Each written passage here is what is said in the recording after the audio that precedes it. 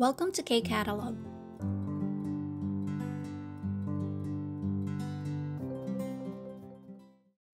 Level 3, Unit 16, page 207 ng textbook.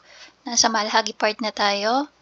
Ang nag-uusap is si Anais at saka si Ramin.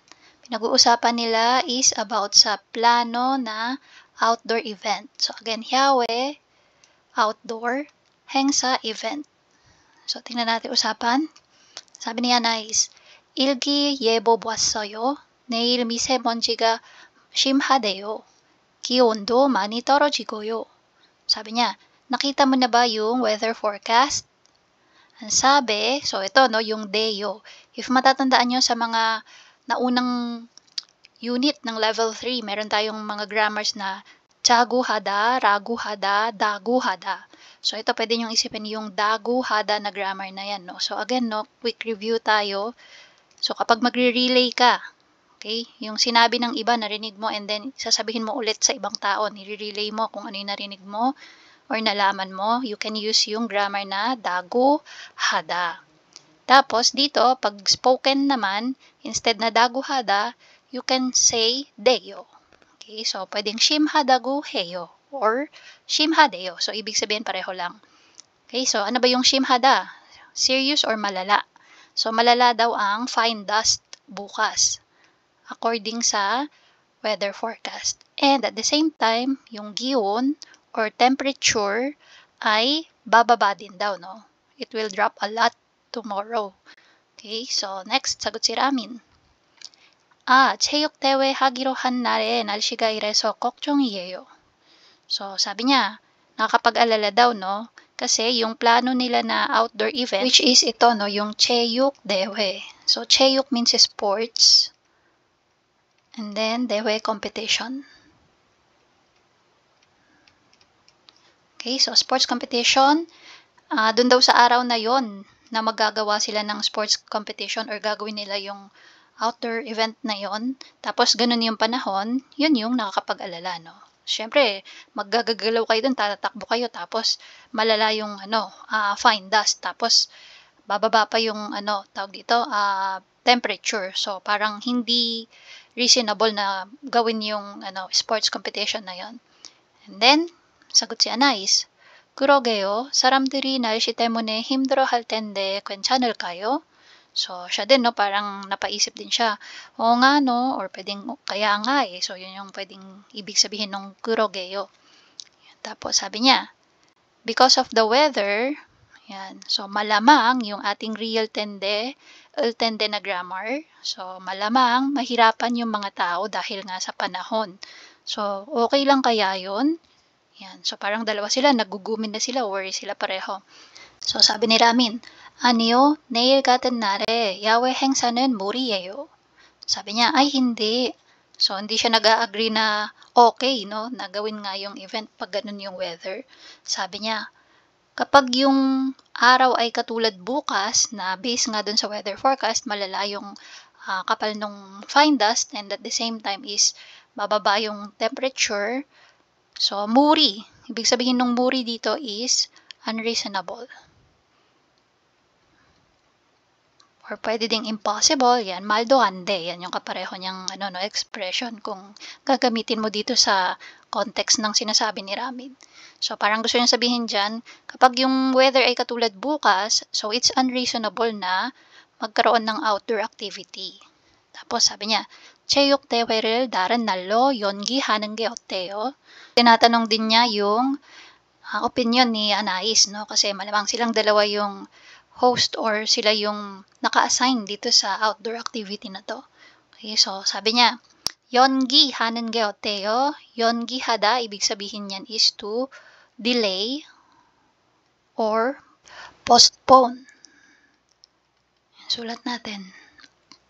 So again, sabi niya, ano kaya kung i-delay natin or postpone natin ng ibang araw yung ating sports competition? And then, sagot si Anais, 그게 낫겠죠. 제가 빨리 사람들에게 연락할게요. Sabi niya, mas okay yun. That's better. And then, confirming, no? Sa tingin ko, better yun, no? So, parang pareho sila, no? Nagtatanungan sila sa bawat isa. Balikan sila ng tanong. And then, sabi niya, yan nga, no? kontakin niya daw yung mga tao, parang i-inform niya. Okay, 제가 빨리 사람들에게 연락할게요. I'll contact the people quickly. Okay, so bibilisan niya na mag-inform dun sa mga tao para hindi baka akalain ng iba na bukas tuloy ang sports competition. Okay, so yung number 1, yan yung nasa conversation. Tapos, number 2, papalitan lang natin kung sa number 1, ang sabi sa misemonji가 심하다, naging 심하대요. Ayan, no, dinugtungan nung deo, si 심하다. So, tayo, dito sa 올라가다, gagawin lang nating 올라가대요. Tapos, yung 습도도 80%이다. So, if makita natin si 기온이 많이 떨어지다 dito sa taas, 떨어지고요. Dinagdagan lang ng 고요 na ending. So, tayo dito, 습도도 80%이, drop mo tong da, and then 고요. Okay? Dito sa 야유회, ano naman ang ibig sabihin yan? So, 야유회, pwedeng excursion, pwedeng picnic, kaya company outing, ayan. So, you're going outside para gumawa ng pamamasyal. Tapos, dito sa sagot ni Ramin na 체육 대회를 다른 날로. So, ito yan, no? So, papalitan mo lang siya nito. 야유회 가지 말고 다 같이 식사만. So, yung 하다 magiging 하는 게. And then, 어때요? Okay? So, yan. Yan na ipapalit nyo pag number 2 na yung gagamitin. Tapos, dito tayo. Activity number 2, sabi, 다음과 같은 상황에서 어떻게 할지에 대해 친구와 이야기해보세요. So, kasama ng iyong kaibigan, pag-usapan daw kung paano ang gagawin sa ganitong klase ng sitwasyon. So, ito yung situation number 1. 여행을 가려고 하는데 호우 경보가 내렸다. Planning to go on a trip, kaya lang merong heavy rain warning na in-issue. Okay, 경보가 내렸다. So, issued a heavy rain warning. So, paano gagawin mo dyan? Nagplano kayo na papasyal kayo or alis kayo. Tapos, situation number 2, 야외 근무를 하는 날에 폭염주의보가 내렸다. So, 폭염, heat wave. Yan. So, nag-issue din ng warning for heat wave naman, no? Sa araw na meron kayong trabaho sa labas. So, 야외, outside. Tapos, 근무, work yan, no? So, trabaho na sa labas ang gagawing trabaho. So, paano ang gagawin? May issue nga na maaaring may heat wave sa araw na yon. Sobrang init. So, ano yung mga pwede mong isuggest na gawin? So, try natin tong una. So, kapag ganyan na biglang magkakaroon ng heavy rain, syempre hindi natutuloy dun sa pag-alis, no? Sa bahay na lang. Okay? Pwedeng manood na lang ng movie marathon na lang kayo sa bahay.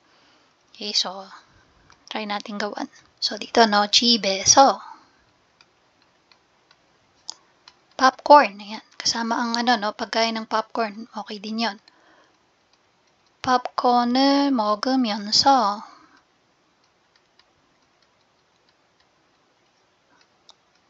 드라마를 보다. Okay? Or, kung gusto mong gawing pa-suggest, 보는 게 어때요? Ayan, no? So, dito tayo sa situation number 2. Ayan. So, ano naman ang gagawin kung may trabaho outside, kaya lang may advisory ng heat wave. So, maganda na i-postpone yung trabaho na yon. Kaysa magkanda heat stroke pa yung mga magtatrabaho, diba? So, i-postpone na lang sa ibang araw. So, pwede natin sabihin, 다른 날로. Tapos, tingnan ulit natin yung word na postpone or delay dito sa taas. Asan nga ulit? Ito, no? 연기하다. Okay, so, 연기하다. Or again, kung gusto mong pa-suggest, ayan, gawin mo lang, 연기하는 게 어때요? Okay? So, para specific lalo, so, 야외 근무를. Yan. So, ito, no. Dugtong mo yan sa una. Dito. 야외 근무를 다른 날로 연기하는 게 어때요? Okay, so hindi ko na sinulat yung suggesting na format. So alam nyo na yan, kaya nyo na yan for level 3. Okay, so dito tayo sa danojang. So 야외 행사, again, outdoor event or outdoor activity pwede din, no? 체육대회, sports competition, 연기하다, to delay or to postpone, 무리, unreasonable or pwede ding impossible, 야유회, excursion, picnic, company outing. So, yung grupo kayo tapos lalabas kayo to do some activity, no? Okay, so that's for level 3, unit 16, malhagi part. And that's it. If you find this video helpful, please hit the like, share, and subscribe button. So I still hope to see you in the upcoming videos, and again, thanks for watching.